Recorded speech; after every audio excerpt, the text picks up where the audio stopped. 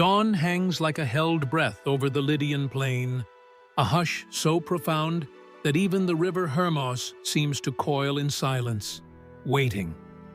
In the murk of first light, thousands of campfires gutter and flare, tiny stars inverted upon the earth, as if heaven itself has decided to witness the reckoning about to unfold. Imagine wandering through that labyrinth of tents, Italian allies muttering Latin prayers while sharpening gladii, Pergamon horsemen feeding nervous mounts honey cakes, Seleucid cataphracts inspecting lamellar plates that once glittered along the Oxus, and at the very center of a sprawling siege train, 30 war elephants sway like living siege towers, trunks testing the air for far-off thunder. Somewhere beyond the gloom, Antiochus III, self-styled the Great, revises his battle plan beside a flickering brazier, unaware that before nightfall his empire will be carved open like the lamb he roasted for supper. And across a narrow strip of no man's land, Lucius Cornelius Scipio, thin-flanked and stoop-shouldered from months on campaign, studies the same map by the same sullen glow, haunted by the ghost of his elder brother Africanus, whispering that one decisive blow can end a dynasty. Two worlds stand braced on a knife edge. Every ember, every heartbeat, every taut sinew exists for the single terrible instant when bronze and iron will collide. Curiosity vibrates like static in the air. How did the disciplined Roman legion, born in the hills of Latium, break the war machine that had inherited Alexander's mantle? How did a patchwork army of farm boys and Greek allies unravel the fabric of a continent-spanning empire? Keep listening, because when that first trumpet blares, you will walk the blood-slicked corridor where the age of the Phalanx gasped its last, and the Roman century truly began. Antiochus had not always been the antagonist in Rome's epic. For a decade, he had roamed from Bactria to Babylon, from the snows of the Caucasus to the baking ports of Coelis, Syria, restitching the frayed quilt of Seleucid dominion. He won cavalry showdowns against Parthian nobles, bargained with Indian rajas for elephant lumber, and cultivated an aura of unstoppable expansion. Yet while he hunted glory in the east, a new predator stalked the west. Rome, fresh from smashing Carthage at Zama, looked eastward across the Aegean and saw both opportunity and threat in the same shadow. In 192 BC, Antiochus accepted a reckless invitation from the Aetolian League to liberate Greece from Rome's tightening grasp. Whether out of hubris or genuine Hellenic nostalgia, he sailed with a token force and was promptly driven back at Thermopylae, leaving a smear of broken spears in the fabled pass. Retreat did not humble him. Instead, it became prelude to a confrontation on Asian soil where he could deploy his full juggernaut: Macedonian-trained phalangites, mail-clad cataphracts, Thracian mercenaries, swift Median horse archers, Galatian shock infantry, even camel-mounted Arab javelin men, an army whose very diversity seemed to guarantee victory.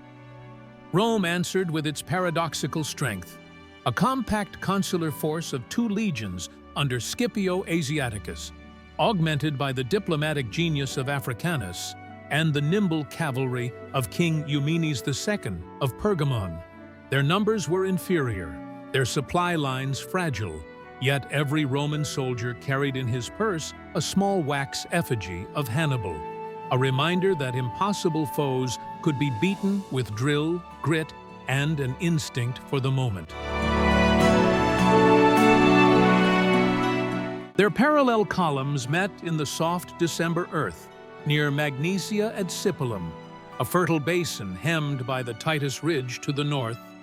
the Phrygios tributary to the south, and the thorn-scrub foothills of Sipylus looming eastward like petrified breakers.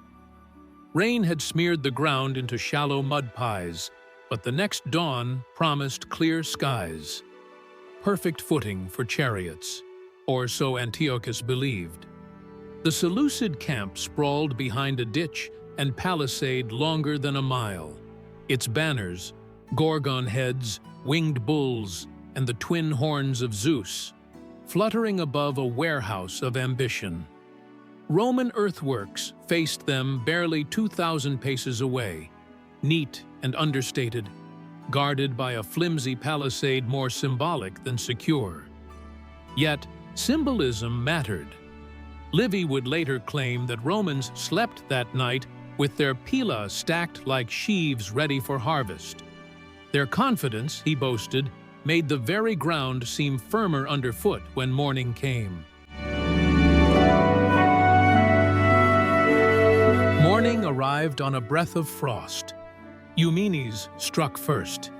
His Anatolian cavalry cantered from the Roman right, cowbells tied to saddle horns to confuse the enemy horses. Ahead of them poured a screen of light infantry, slings, darts, and Cretan arrows hissing like angry hornets. Antiochus's left flank, commanded by Zeuxis, fielded scythed chariots meant to tear gaps in enemy ranks. The charioteers launched too early, hooves flogging the crusted earth into fans of mud. Eumenes' skirmishers parted like a curtain, then closed behind the speeding wagons and peppered the exposed drivers. Horses screamed, reared, collided, and the lethal blades affixed to axle naves carved only air before spinning into Seleucid lines. Panic rippled through the left. Some levy peltasts fled, others dropped shields and raised empty palms. The Roman infantry had not yet moved, yet already a seam had opened. Antiochus countered at the opposite end, personally leading 1,000 cataphracts, bronze-scaled riders on iron-skinned chargers. He thundered across the field toward the Roman left. Here, Scipio had stationed allied cavalry and velites rather than heavy legionaries, trusting flexibility over mass. Antiochus's wedge struck like a battering ram. Pergamon squadrons crumpled. Velites darted between horse legs, stabbing upward, but were swept aside. Dust boiled up, hiding banners from trumpeters. Rumor of collapse galloped rearward, until Africanus, convalescing from illness, but unwilling to watch disaster from a litter, mounted a spare horse and rode straight into the melee. Recognizing the conqueror of Carthage, legionaries exploded in a roar that cut through the smoke. Standards dipped and surged forward as maniples wheeled out from reserve. Antiochus found himself victorious yet stranded behind enemy lines, his cataphracts winded, his phalanx far away. In that hesitation, the fragile geometry of his plan began to warp.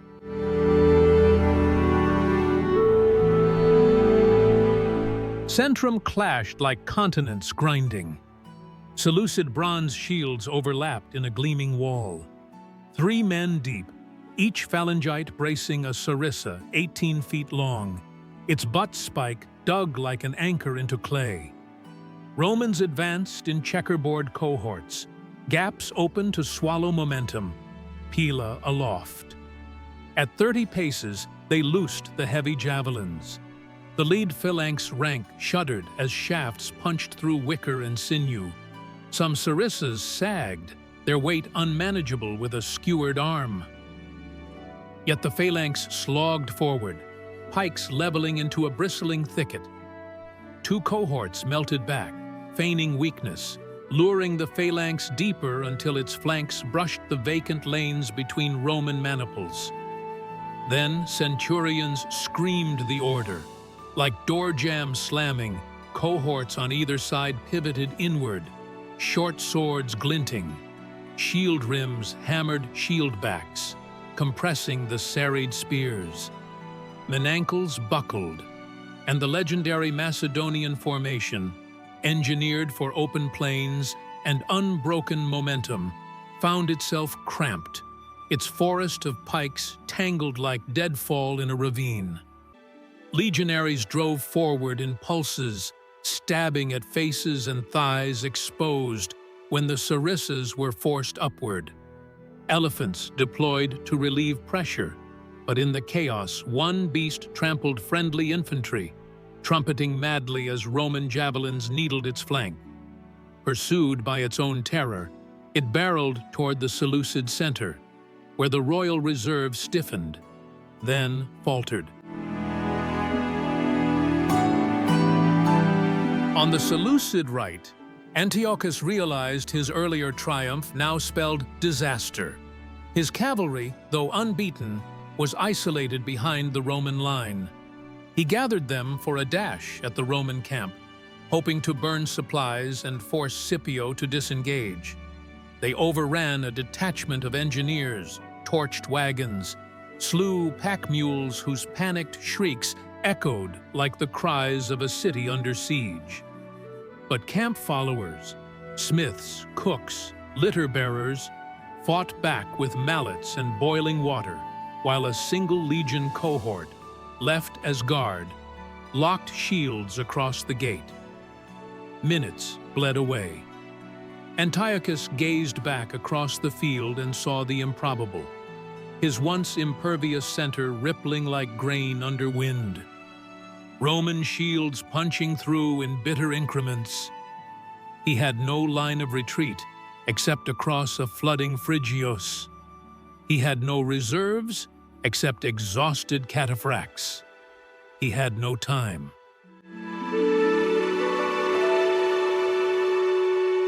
Antiochus ordered a general withdrawal to the camp palisade, hoping wooden walls would grant a reprieve.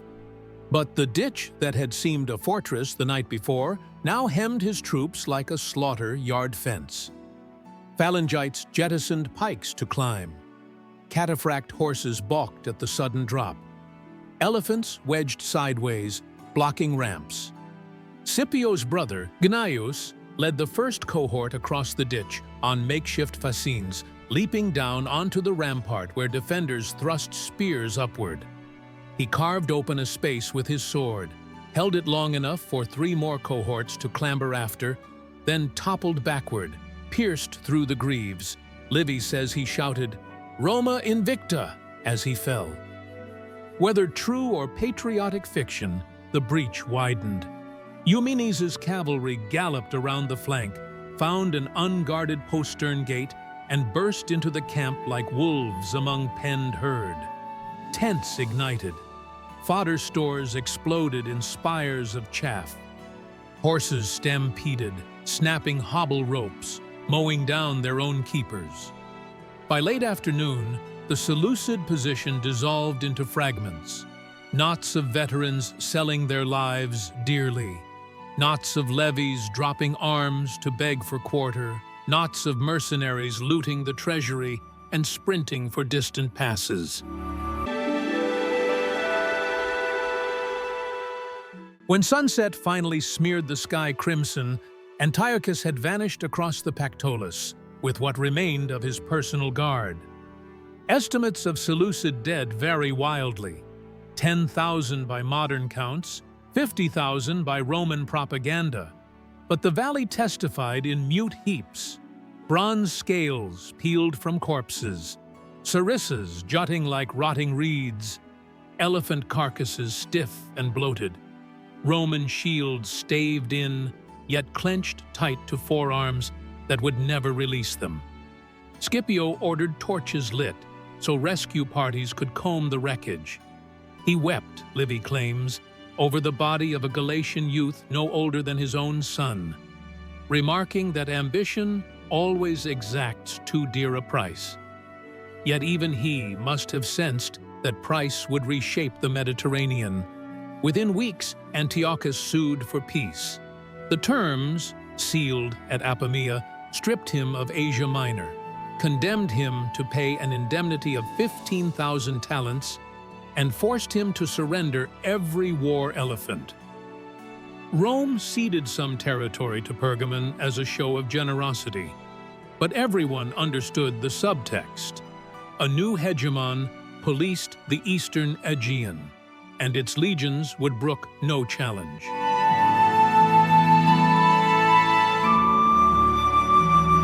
What of the broader legacy?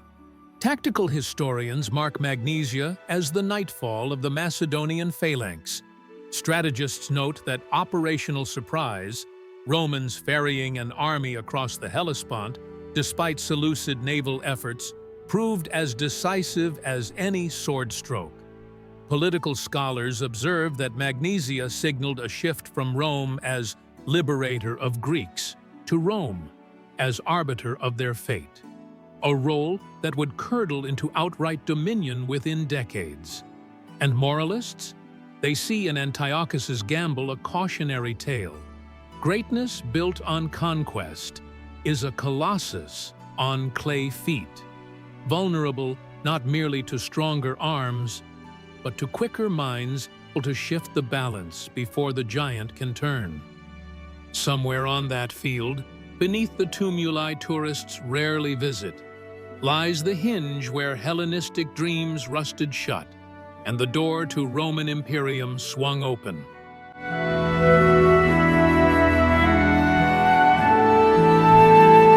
If blades and banners could speak, they would warn us that empires often perish not in distant borders, but in moments of overconfidence, when yesterday's tactics seem immortal and tomorrow's foe adapts in silence. They would whisper that power is less about size than about resilience, and the will to redefine rules others take for granted. And they might remind every listener, student, gamer, armchair general, that history's decisive minutes appear ordinary until hindsight illuminates them.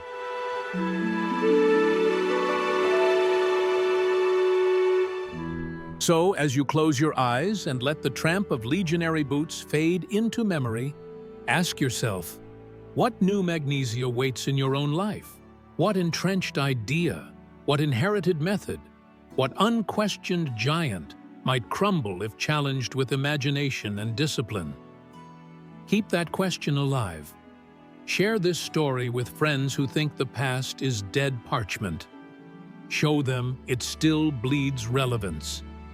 And if you crave more journeys through the crucibles that forged our world, from Cannae's double envelopment to Agincourt's muddy miracle, tap the subscribe button, strike the notification bell, and join our growing legion of history hunters.